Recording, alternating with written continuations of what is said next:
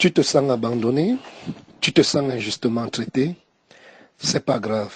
Occupe-toi d'abord de ta relation avec Dieu et Dieu s'occupera de ta relation avec les autres. Bonjour, le décodeur des mentalités, le Mirador. Alors, ce matin, nous allons essayer de passer les cœurs, les mentalités et les émotions dans un hôpital de guérison. Alors, le thème aujourd'hui que j'aimerais partager, intitulé simplement « Te sens-tu abandonné ?» ou alors, en quelque sorte, « Est-ce que tu te sens maltraité ?» Tu te sens attristé, le cœur acéré, c'est vrai. Dieu est là pour te soulager de tes peines. Inutile de trop supplier l'humain, trop supplier les hommes, mais apprends à prendre aussi toute cette énergie pour supplier Dieu. N'argumente pas trop avec les gens, mais demande à Dieu de mettre dans le cœur de ton interlocuteur ou de ceux qui t'écouteront la compréhension, l'entente. Inutile de toujours t'énerver quand on se moque de toi, quand on te manque de respect. Sache une fois de plus que les anges, eux, ils te respectent lorsque tu gardes silence, lorsque tu ne passes pas ton temps à simplement ruminer des paroles d'insultes, des paroles de plainte, de pleurs et de gémissements. Dieu a placé les anges, eux, qui te respectent. Mais parce que tu ne les vois pas, tu recherches absolument à te défendre contre le plus faible que toi qui est l'homme. Et en quelque sorte, le plus fort, qui sont les anges, te respectent. Mais tu ne vois pas cela.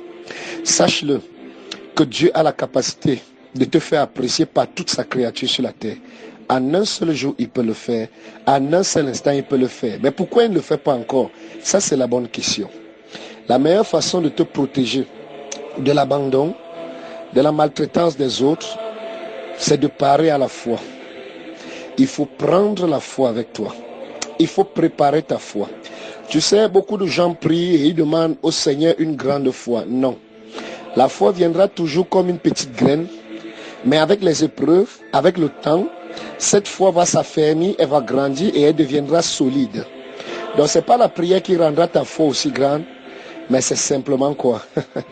Les épreuves que tu affrontes, les bonnes décisions, les décisions sagement mûries que tu entreprends, qui te donneront demain une foi ferme et solide. Arme-toi à être toujours, je dis bien, arme-toi à toujours être aimé profondément par ton Créateur. De telle manière que lorsque la créature va te détester, tu ne sois pas affecté par cela. Ne laisse pas cette vie te voler ton temps. Ne laisse pas cette vie t'arracher des bons moments que tu pourrais vivre.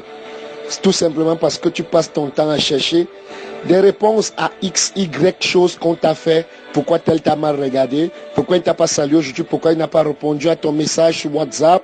Pourquoi est-ce qu'il n'a pas mis un like sur une de tes publications sur Facebook? Pourquoi aujourd'hui c'est bizarre, il parle en genre? On cherche toujours les moindres réponses à toutes les questions. Non, tu es en train de te faire de la peine inutilement. Souvent, les gens se comporteront d'une certaine manière à cause de certaines choses que tu ne connaîtras pas. C'est pas tout que la personne va te dire. Non, c'est pas tout. Il y a des choses qui peuvent arriver à cette personne qu'elle ne pourra pas parler et son comportement pourrait changer. Cela ne voudrait pas dire forcément que c'est à cause de toi que la personne est ainsi, qu'elle ne t'a pas salué.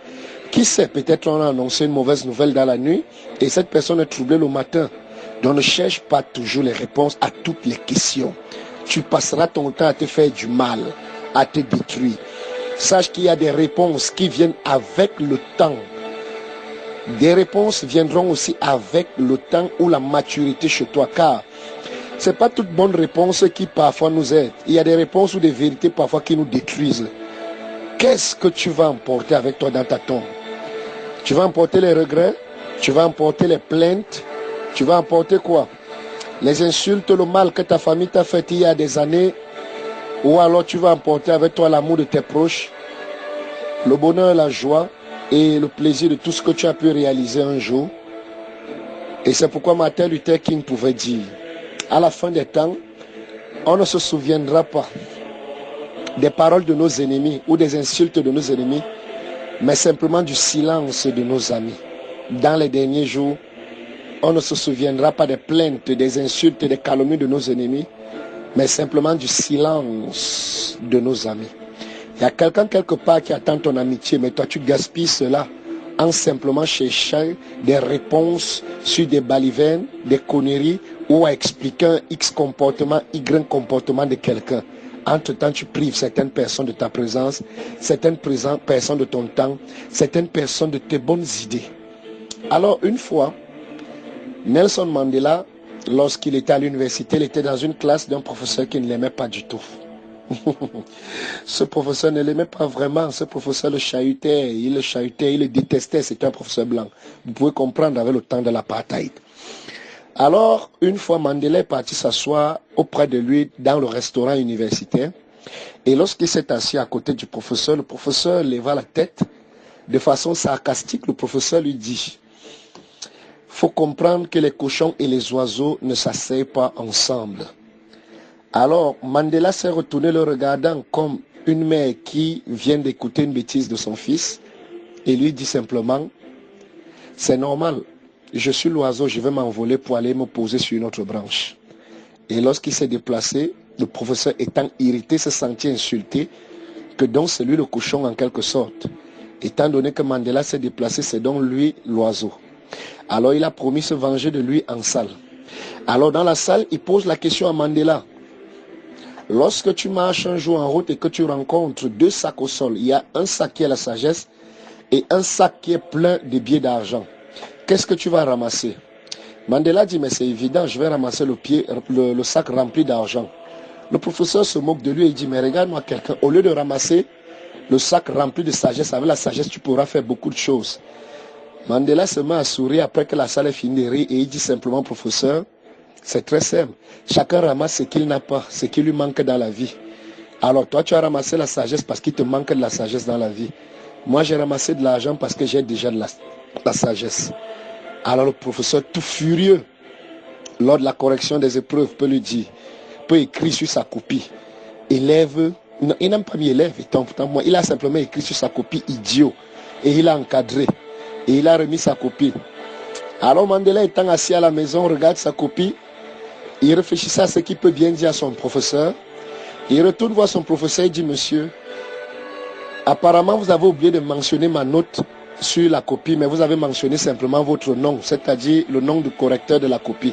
J'attends ma note encore. Alors vous pouvez comprendre un peu la réaction du professeur. Donc aussi à toi, tu n'es pas obligé de toujours répondre selon la folie de quelqu'un. Arme-toi de courage et de force. Et sache qu'il y a des gens qui se sentent abandonnés parce que toi tu t'es senti abandonné. Il y a des gens qui manquent de ta présence simplement parce que tu cherches des aiguilles cachées dans une motte de boue. Alors arrête de gaspiller ce temps pour avoir des réponses à tout. Comment on t'a regardé mal, les blessures qu'on t'a fait dans le passé. Mais regarde ceux qui ont besoin de toi. Et regarde le bon Dieu qui a créé la créature. Il est capable de changer le cœur de cette créature. Renforce ta relation avec Dieu. Et apprends à être sage avec ton entourage. Que Dieu te bénisse encore. Shalom à toi. Shalom à vous tous. Tu peux me retrouver sur YouTube. Le décodeur de mentalité. Le Mirador. Tu trouveras mes enseignements, mes exhortations là-bas. Que Dieu te bénisse. Rendez-vous demain. Shalom.